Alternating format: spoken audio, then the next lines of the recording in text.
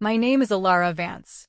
For as long as I can remember, my world has been one of quiet scents and whispered memories. I work as a junior scent designer for Aura Botanics, a small, artisanal perfume house in the city of Port Blossom. It's a gentle profession, one of patience and nuance, much like the man who raised me. My father, Arthur Vance, was a horologist, a watchmaker. He didn't just fix timepieces, he understood them. He saw them as tiny, intricate hearts, each one beating with a story. Our home, a modest two-story place on a street lined with aging maple trees, always smelled of cleaning solvents, metal polish, and the faint, sweet aroma of the tea he brewed every afternoon. He was a man of few words, but profound gestures. He taught me to identify the notes in my mother's garden, the heady sweetness of night-blooming jasmine, the sharp, green tang of crushed tomato leaves, the earthy dampness of soil after a spring rain. "Pay attention, Alara," he would say, his voice a low, soothing hum. "The world is always talking. You just have to learn its language." He believed that true value was rarely loud. It was in the quiet craftsmanship, the patient effort, the love poured into something meant to last. When he died 3 years ago, the silence he left behind was a physical presence in our house. The only thing he left specifically to me, the one item he'd pressed into my hand as the hospital machines beeped a sorrowful rhythm, was his watch.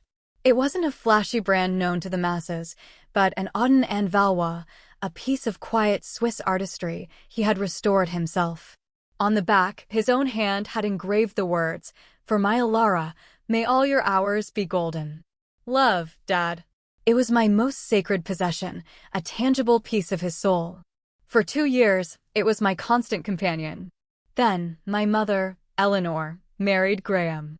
And 6 months after that, his son, Leo, moved in, bringing with him a whirlwind of grandiose ideas and an unnerving talent for making other people's possessions feel like community property. The phone call came on a Tuesday afternoon. The air in my small laboratory at Aura Botanics was thick with the scent of vetiver and bergamot, a combination I was trying to balance for a new cologne.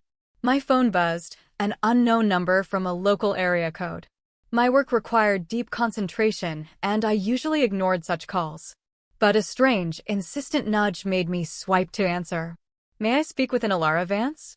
The voice was old, textured like worn leather, and carried a weight of careful consideration. "This is she," I said, setting down a glass pipette. "My name is Silas Croft. I own Croft's Curios and Timepieces on Anchor Street in the Mariners' Quarter. I believe, Miss Vance, that I have something here that belongs to you." He paused, and I could hear the faint, ambient ticking of clocks in the background. An Audin and Valois gentleman's watch. My breath caught in my throat. My heart didn't just stop, it felt as if it had been plucked from my chest. That's not possible," I stammered. "I have my father's watch. It's right here." My hand flew to the small, velvet-lined drawer of my workbench, the sanctuary where I kept the watch while I worked with oils and extracts. My fingers met only cool, empty velvet. A cold dread, sharp and metallic like the smell of blood, washed over me. "Ma'am? Are you still there?" Mr. Croft's voice was gentle. "The watch," I whispered, the words barely audible. "It's gone." "I was afraid of that," he said, his tone layered with a sorrow that felt deeply personal.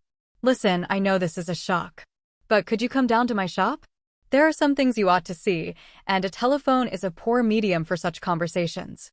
I left work in a daze, offering a mumbled apology to my supervisor. The drive to the Mariners' Quarter was a blur.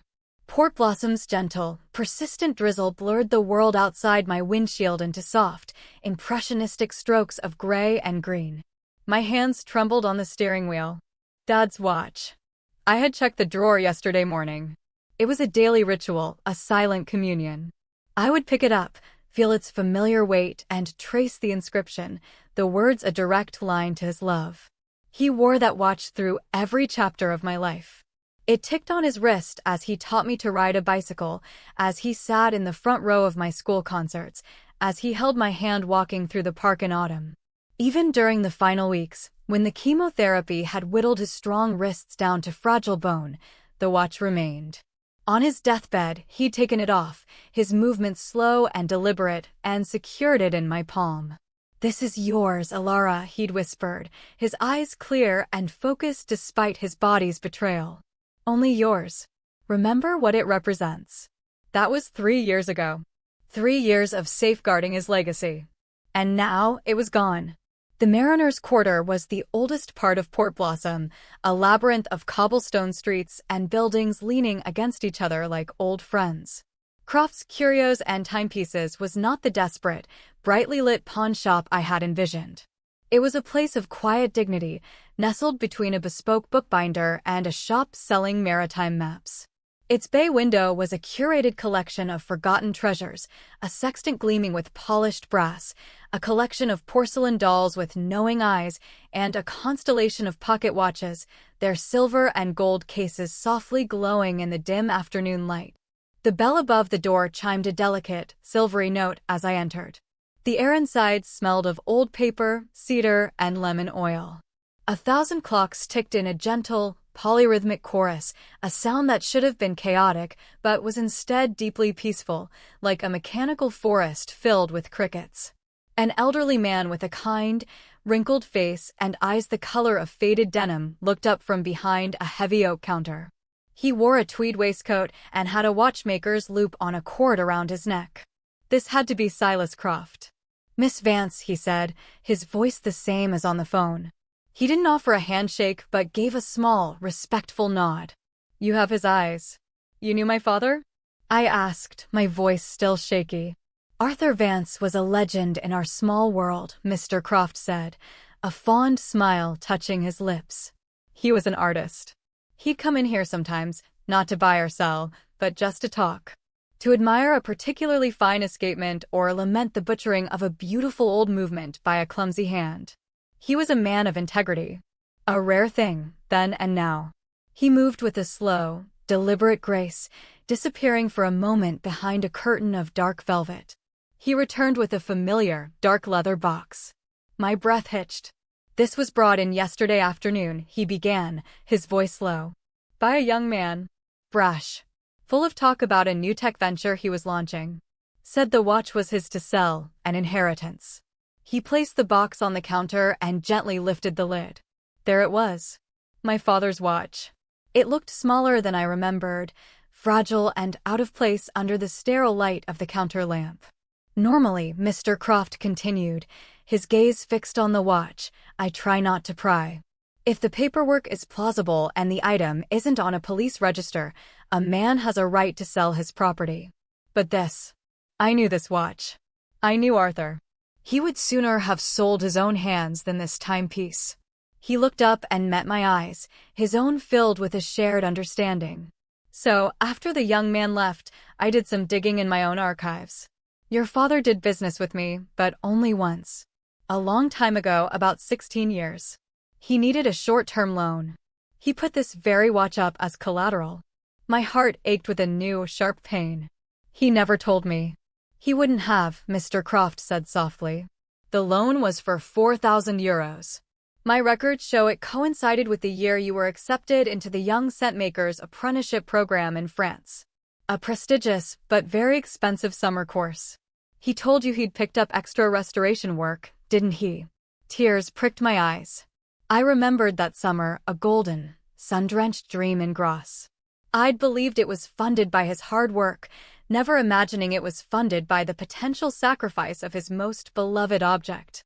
When he came to reclaim it a month later, with interest, he was so relieved. He held it in his hands like a rescued bird, Mr. Croft recalled. "That's when I knew for certain that something was deeply wrong with this young man's story. But that isn't the most important reason I called you." He carefully picked up the watch, his touch reverent. He turned it over. When I was examining it, to verify its authenticity for my own peace of mind, I noticed something Arthur must have added himself. A master's subtle touch. He pressed a tiny, almost invisible seam near the crown, and the back plate of the watch, instead of unscrewing, popped open on a minuscule hinge. It was a secret compartment, a locket hidden within the machinery. "This is not a standard feature of an Auden and Valois," he said, his voice full of admiration. This is pure Arthur Vance. Inside the shallow, hidden space lay a tiny piece of vellum, folded into a tight, perfect square. I have not read it, Mr. Croft stated, his integrity as solid as the old oak counter. A secret like that is a key meant for only one lock.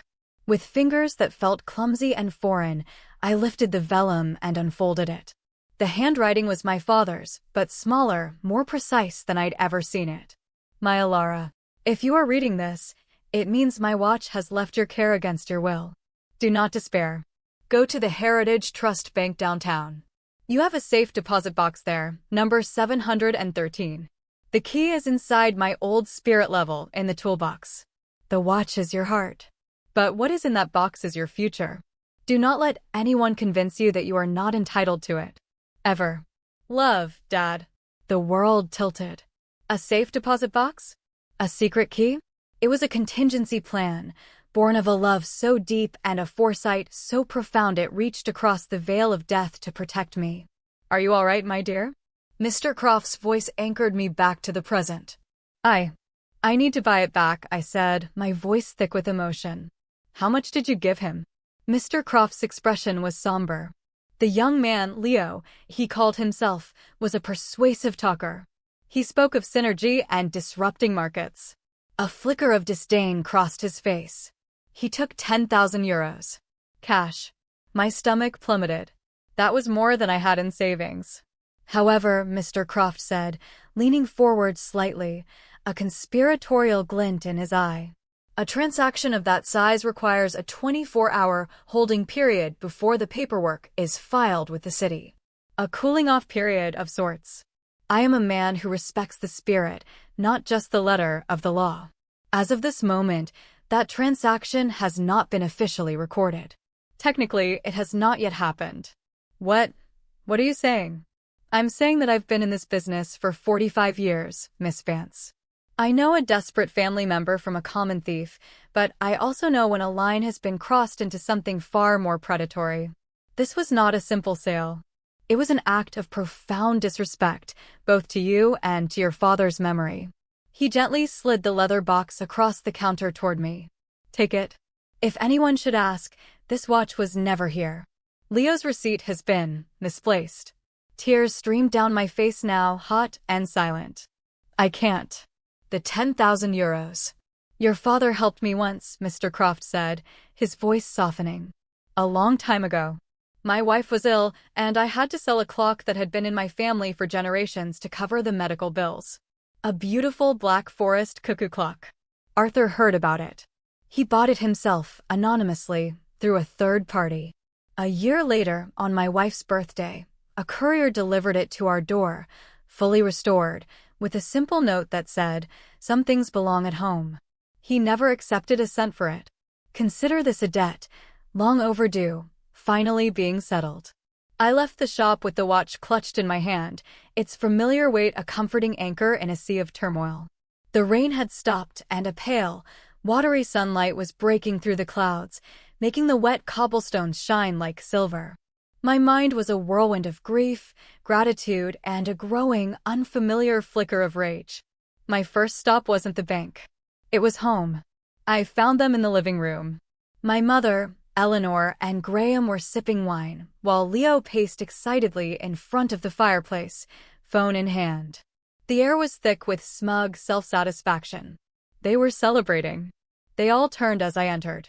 I saw the flicker of guilt in my mother's eyes first, a fleeting shadow she quickly masked with a confused annoyance. "Ilara, what are you doing home so early?" she asked, her tone already defensive. I didn't answer. I walked to the marble-topped coffee table and placed the Auden and Valois watch squarely in the center. It sat on the cold stone, a silent, damning accusation. The ensuing silence was heavy and suffocating. Leo's energetic pacing ceased. Graham's charming smile froze on his face. "Where did you?" my mother began, her voice a strained whisper. "Where did I find it?" I finished for her, my own voice unnervingly calm and steady. It felt like someone else was speaking, someone stronger. "Or were you going to ask where I found the watch you all conspired to steal from my desk? The watch you pawned to fund Leo's latest fantasy? The one and only thing my father wanted me to have, Now, Alara, let's not be dramatic, Graham interjected, assuming his role as the smooth, patronizing peacekeeper. It was a simple matter of leveraging a dormant asset for a promising venture. A dormant asset? I repeated, the words tasting like poison. You call my father's memory a dormant asset? This is different, Alara, my mother said, finding her voice. It was laced with the brittle justification I had come to know so well. Leo has a real opportunity here with Elysian Labs. He has investors lined up. He just needed a little seed capital to show he was serious. Funded by theft, I said flatly, my gaze sweeping over the three of them. You stood by and let this happen. This was directed at my mother. We're a family, Graham said, his voice firm and condescending. And in a family, we support each other's ambitions. We share resources. Really? I laughed, a short, bitter sound. Did Leo share the inheritance he received from his grandmother? Oh, that's right. He spent it on a sports car and a 6-week trip to Ibiza. How is this different?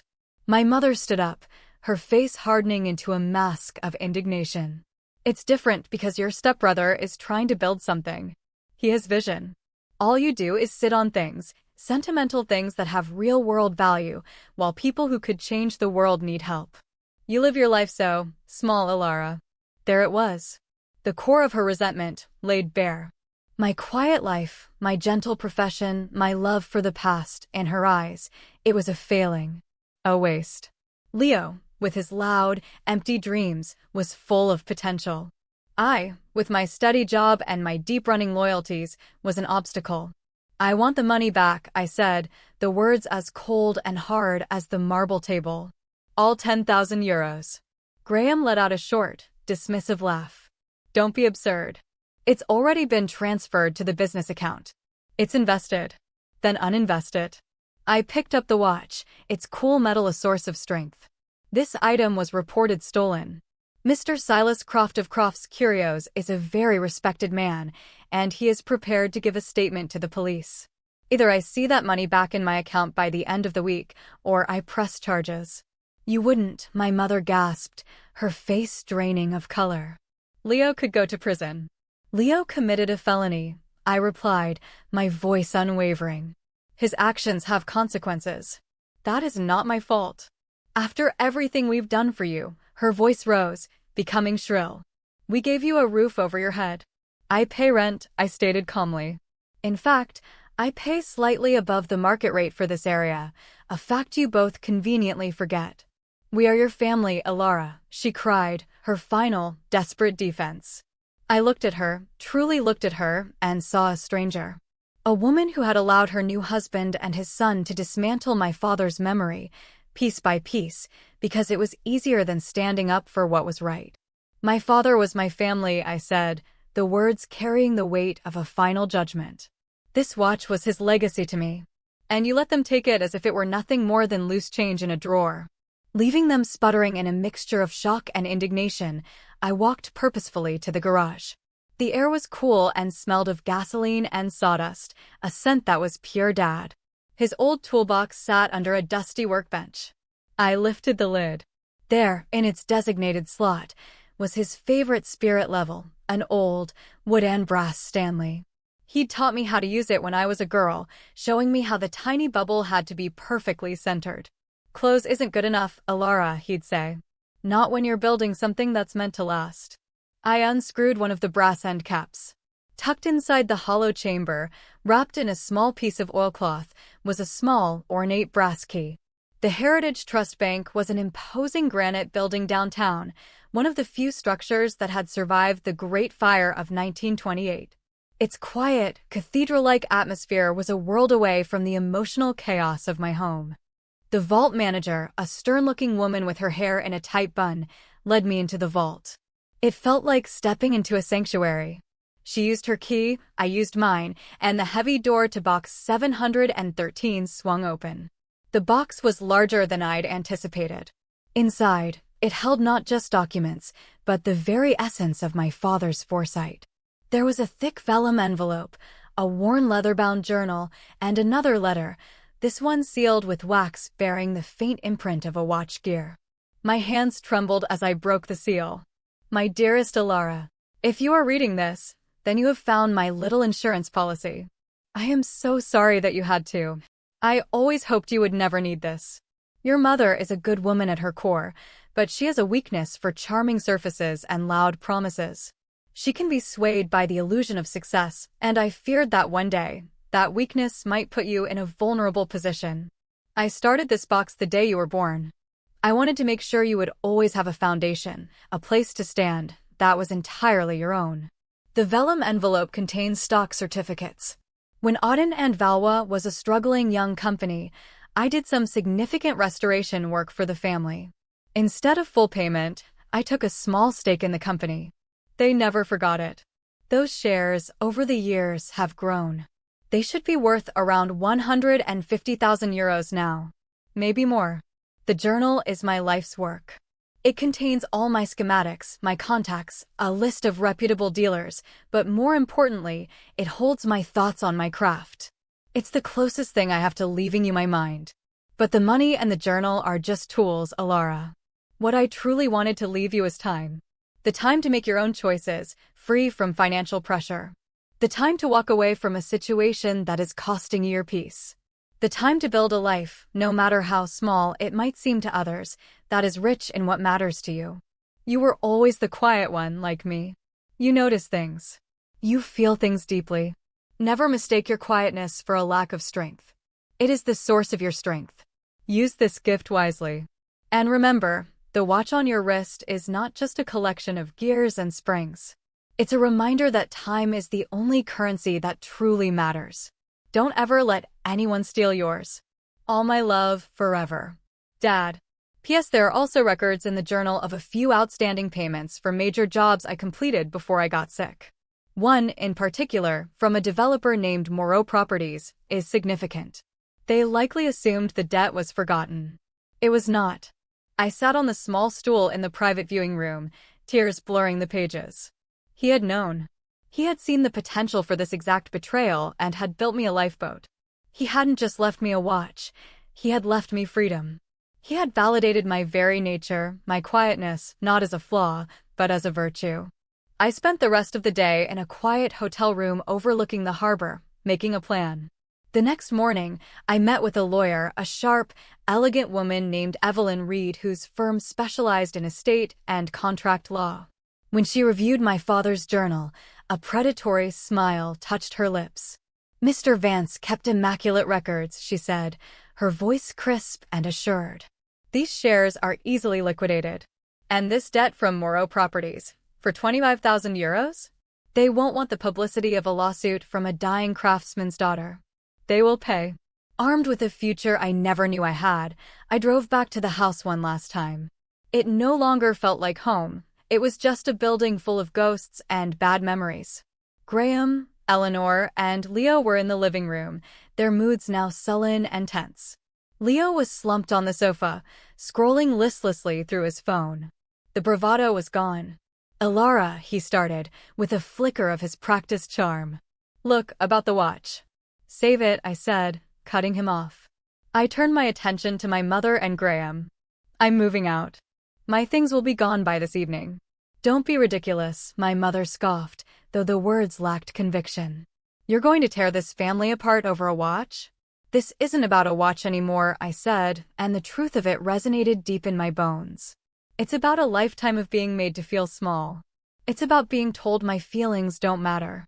It's about you choosing them, and the fantasy they represent, over me, again and again. It's about you letting them steal from me because you decided I didn't deserve what was mine. And where will you go? Graham asked, his tone laced with a smug superiority, as if I were a lost child. That is no longer any of your concern. I looked at Leo. He will pay me back the 10,000 euros. With interest. My lawyer will be in touch about the payment plan. Lawyer. Eleanor's face went pale. Alara, you can't do this. I can. And I am. I thought of my father's words, his steady hand on the spirit level. My father taught me that the first step to building anything worthwhile is to ensure you have a level foundation. I'm finally clearing mine. I packed my life into 2 suitcases and several boxes. Most of what truly mattered, my books, my father's tools, a few cherished photos, fit easily. The watch went back on my wrist, a comforting, steady weight.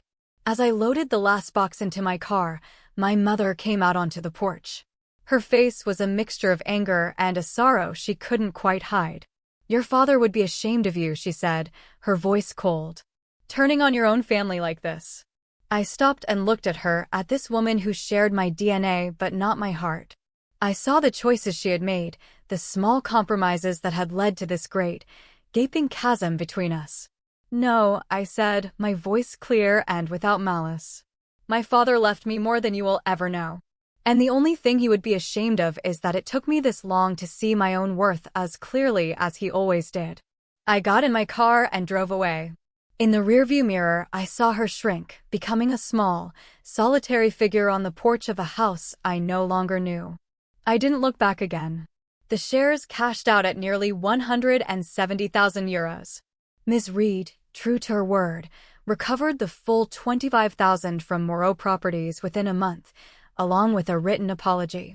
Leo's app, Elysian Labs, collapsed under the weight of its own emptiness less than 2 months later. Graham called me once, his voice using a false familiarity, asking if I might be able to help them with a short-term liquidity problem. I hung up the phone. My mother tried to reach me through cousins and aunts, spinning a tale of a cold, ungrateful daughter who chose money over family. I sent each of them a simple, scanned copy of the note my father had hidden in his watch. The calls stopped. I didn't buy a fancy condo or travel the world. I used the money to make a down payment on a small cottage in a quiet coastal village an hour north of Port Blossom. It has a little garden where I'm planting jasmine and lavender, and a workshop space with a window that looks out over the sea. My father's toolbox is there, his spirit level in a place of honor on the wall. I've started my own small perfume studio, Atelier Vance, creating bespoke scents based on memories, a craft of patience and love. The Auden and Valois sits on my nightstand each night, its quiet, steady ticking a lullaby. Sometimes, when the world feels too loud, I open the secret compartment. The vellum note is still there, a folded map to my own resilience. My father was right. Time is our most precious currency. For years, I had allowed others to devalue mine, to steal it with their drama, their expectations, their casual cruelty. But my father, the master watchmaker, the man who understood the intricate mechanics of time, had set in motion one final, beautiful complication. He ensured that, even after he was gone, he could give me the gift of my own time, my own future, my own quiet, priceless peace. The watch is on my wrist, but more importantly, my time is finally my own. And I am learning, one golden hour at a time, how to spend it well.